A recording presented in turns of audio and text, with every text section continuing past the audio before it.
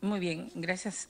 Solamente algunas preguntas y precisiones. Mire, ahorita estamos viviendo un contexto un poco especial y bastante convulsivo, por decirlo menos, con la presencia de pueblos indígenas y de comunidades que se han acercado a la comisión y que estamos acompañando en sus demandas. Uno de ellos es lo que viene sucediendo con el acta de Saramurillo. Y pedimos, por favor, ahí su intermediación, porque hasta el momento no se da un proceso de diálogo directo con la PCM, con el Premier. Este preámbulo que estoy haciendo refleja mucho la falta de interés y de visibilidad política en la resolución de conflictos que se pueden resolver muy fácil si de verdad existiera un diálogo intercultural. En el marco de esto quisiera preguntarle al viceministro de Cultura cuáles son las acciones que está realizando Cultura cuando los sectores que reciben los petitorios de consulta no contestan en el tiempo estipulado en la norma. Nos pasa con el Ministerio de Energía y Minas a cada rato. ¿Y cuál es este sistema de control y de presión para que los sectores cumplan con esta normativa? El Ministerio de Energía y Minas recibió hace 2 meses un petitorio de consulta por el lote 192 y ha respondido después de casi 2 meses mediante un oficio que no realizará la consulta. ¿Qué acciones se puede tomar o va a tomar Cultura con el cumplimiento de la norma? Las comunidades con mayor número de pozos y con mayor número de lugares impactados por las actividades y de hidrocarburos no firmaron el anterior proceso de consulta del lote 192 y ahora están reclamando una nueva consulta previa. Sin embargo, el Ministerio ha dicho que ya no, que eso no se va a dar. Y ahí tenemos un conflicto en curso. Si es que esto no se negocia, no se hace la consulta adecuada con las comunidades que tienen todo el derecho, de acuerdo a ley y de acuerdo a la Constitución política, de ser consultados sobre las actividades que pasarán dentro de su territorio. Luego nos ha mostrado un conjunto de indicadores de resultados que tienen con el Ministerio de Cultura. A mí me gustaría saber cuál es el balance que usted tiene con el cumplimiento de los acuerdos de consulta. Porque una cosa es hacer la consulta y otra cosa el cumplimiento de los acuerdos. Y eso es lo que está pidiendo Saramurillo. Ahorita aportas un conflicto y yo estoy asombrada en la actitud del viceministro de Gobernanza cuando la gente le ha ido a pedir resultados sobre los 42 puntos y 7 puntos de agenda y simplemente ha dicho voy a hacer un plan estratégico a largo plazo. Mientras hace su plan estratégico, la gente necesita agua limpia, necesita comida, necesita atención en salud y necesita que los niños de Cuninico que están afectados con metales pesados tengan una respuesta del gobierno. Yo estoy indignada por la actitud indolente de la ministra del Ambiente frente a temas que son de su competencia directa. O sea, no podemos dejar de lado a estos pobladores que no son ni de cuarta ni de quinta categoría. Y eso significa que algo está fallando en el tema de la consulta y en el tema del diálogo con las comunidades. ¿Cómo evalúan ustedes esto? Y también si hay un balance sobre la pertinencia de la normatividad y las direcciones o entidades responsables propuestas por los sectores para ser consultadas y para encargarse de la consulta. Por ejemplo, hay un análisis sobre las normativas propuestas por Energía y Minas, son las que mayor impacto tienen que de hecho van a tener impacto sobre los procesos de consulta y los derechos que van a otorgar. O hay una opinión con respecto a que ya no sea Perú Petro, en el caso de las petroleras, quien realice la consulta, a pesar de que diseñe y promociona los lotes, negociaciones directas, y en cambio se encargue la Dirección de Asuntos Ambientales Energéticos, que no tiene nada que ver con estos procesos claves para el otorgamiento de derechos sobre el territorio de los pueblos indígenas. O sea, quienes están promoviendo las inversiones son los que hacen la consulta y no las entidades que tienen que ver directamente con los asuntos socioambientales, las que deben de llevar estos procesos de consulta. Nos preocupa mucho que el Ministerio de Cultura pueda tener un rol mucho más proactivo, directo y de intersectorial para estos procesos de consulta, en donde además lo hemos pedido en esta comisión, pueda haber un diálogo intercultural de verdad, en su idioma, en sus espacios, y no hacer venir a 14, a 18 dirigentes para encerrarlos ahí en la base naval y después tomar una decisión que no se cumple. Y para la viceministra de Cultura, solamente preguntarle, viceministra, de Justicia, gracias Mari, preguntar al Ministerio de Justicia si ya emitieron opinión favorable sobre estas dos convenciones, la Convención Interamericana contra el Racismo, la Discriminación Racial y Formas Conexas de Intolerancia, y la Convención Interamericana contra toda forma de discriminación e intolerancia, ambas suscritas el 25 de octubre del 2016 por la representante permanente del Perú ante la OEA. Esto por la precisión de que se requiere que estas dos convenciones, para ponerse en funcionamiento, necesitan la opinión definitiva y resolutiva del Ministerio de Cultura. Eso es lo que nos ha respondido el representante de Relaciones Exteriores. Entonces ahí sí necesitaríamos, viceministra, su opinión y de su experiencia. Muchísimas gracias.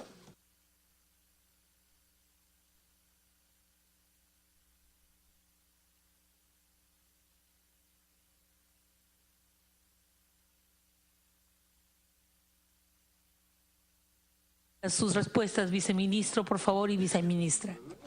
Muchas gracias por las preguntas. Efectivamente, el proceso de consolidación de una política indígena y de políticas afroperuanas está en proceso de construcción. Es en este gobierno que se han consolidado las medidas que en los últimos meses del anterior se dieron. En ese sentido, debo precisar lo siguiente. Tanto es perfeccionable el proceso de consulta previa como lo es el censo y los censos posteriores en cuanto a la autoidentificación étnica y efectivamente el plan afroperuano y su aplicación.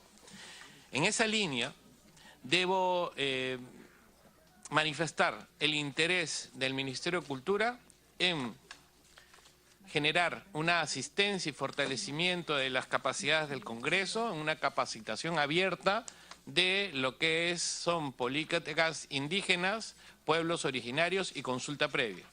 De manera tal que los conceptos en este espacio estén absolutamente claros y sean compartidos y en función de ello podamos establecer una construcción y fortalecimiento del mismo. Debemos separar en ese sentido qué es consulta previa, qué es participación ciudadana y qué son procesos de diálogo. Son tres aspectos absolutamente diferentes, si bien es cierto, sirven para la construcción del país, están dirigidos a espacios distintos. La consulta previa es un diálogo entre el Estado y los pueblos originarios, entre el Estado y los pueblos originarios.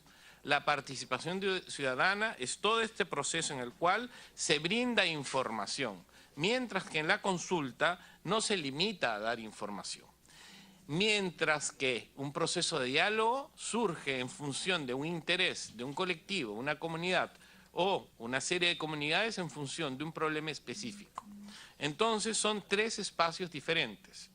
En función de los diálogos que pueda o no realizar un operador, es un espacio distinto a lo que es consulta. Repito, consulta es diálogo entre el Estado y los pueblos originarios.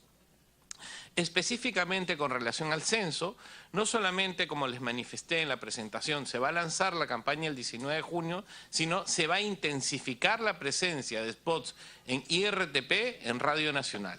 Estos spots que se han hecho en 5 lenguas, también tenemos la intención de llegar a las radios comunales, que no son señal abierta, sino son espacios más bien de la colectividad o de la comunidad, en donde puedan replicar el spot en su lengua propia. Debo manifestar que el censo y los resultados del censo en este primer proceso van a ser mejorados y perfeccionados a lo largo del tiempo. Eso es un proceso de largo plazo. Es primera vez que el país, en diálogo directo con las organizaciones indígenas y afroperuanas, construye esta pregunta, que fue aprobada, fue discutida, no solamente por las organizaciones indígenas y afroperuanas, sino también por la academia. Academia representada por una universidad y por un instituto de investigación, además de los órganos del Estado. Adicionalmente, debo mencionar que en el caso de la iniciativa de uno o más pueblos indígenas de plantear una propuesta de organización como la que ha mencionado el congresista Arana, nosotros tenemos un particular y especial interés en el diálogo permanente. Lo hemos hecho ya con los representantes de la población Aguajún Huampis. Sí debo mencionar que nuestra posición, nuestra evaluación se sustenta en que tenemos una Constitución y un Estado unitario. Y eso es lo que a nosotros nos obliga en el diálogo.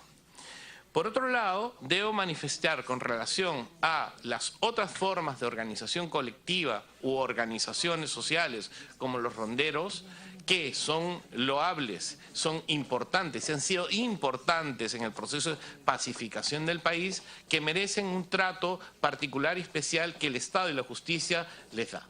Es algo en lo cual el Ministerio de Cultura está permanentemente atento y comprometido. Debo manifestar algo adicional y me parece importante, lo ha mencionado más de uno de los congresistas. El gran problema del país es que la discriminación en todo sentido está vigente en todos los ámbitos de nuestra sociedad. No solamente no escuchamos, no dialogamos y no enfrentamos. Es por eso que invito a todos los aquí presentes a la intervención nacional contra el racismo que va a iniciar el Ministerio de Cultura y el Gobierno del Perú este año. Es una primera intervención con la finalidad de visibilizar que el racismo es violencia, que el racismo es inaceptable en nuestro país. No pueden volver a producirse escenarios como los que tuvimos hace unas semanas en San Isidro, en donde una familia abusa, maltrata, insulta a un ser humano. Eso no puede volver a pasar. Y solamente lo vamos a cortar cuando todos los peruanos, de la camiseta que sea, del color político que sea, nos integramos para hacer del racismo uno de nuestros principales enemigos. Tanto la discriminación como la corrupción nos han hecho daño y debemos ponernos a trabajar para combatir a la corrupción y de igual medida a la discriminación. Por otro lado, con relación a las consultas vinculadas al perfeccionamiento del proceso de consulta, no solamente el Ministerio de Cultura está trabajando en ello, estamos trabajando varios órganos del Poder Ejecutivo, el Ministerio de Energía y Minas, el Ministerio de Agricultura, el Ministerio de Cultura y el Ministerio de Ambiente. Porque entendemos que este proceso, que es joven, debe ser perfeccionado en función de lo que significa un derecho fundamental de los pueblos originarios del Perú. Y también de lo que significa es que si este diálogo lo perfeccionamos, vamos a tener inversiones sostenibles con un pueblo con sus derechos defendidos, con diversas comunidades dialogantes, con diversas comunidades que entiendan y sepan que el ser escuchado es lo más importante. El Ministerio de Cultura tiene 7 años. El Ministerio de Cultura ha promulgado una serie de políticas, la de transversalización del enfoque intercultural, la política de lenguas. Este año, la política de pueblos en aislamiento y contacto inicial.